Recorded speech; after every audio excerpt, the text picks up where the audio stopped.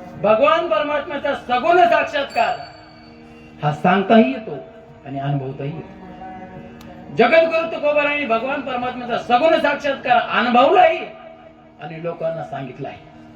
तुका म्हणे चाकून सांगे माझा अनुभव आहे, म्हणजे अनुभव आले अंगा ते या जगात येत असे।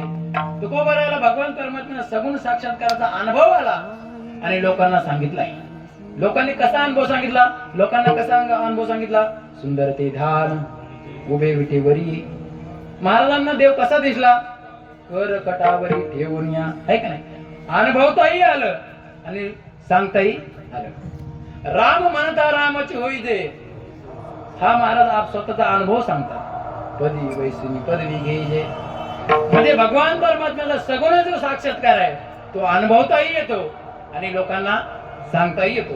परंतु अशी कोणती वस्तू आहे बरं ती अनुभवता येते पण सांगता येत नाही?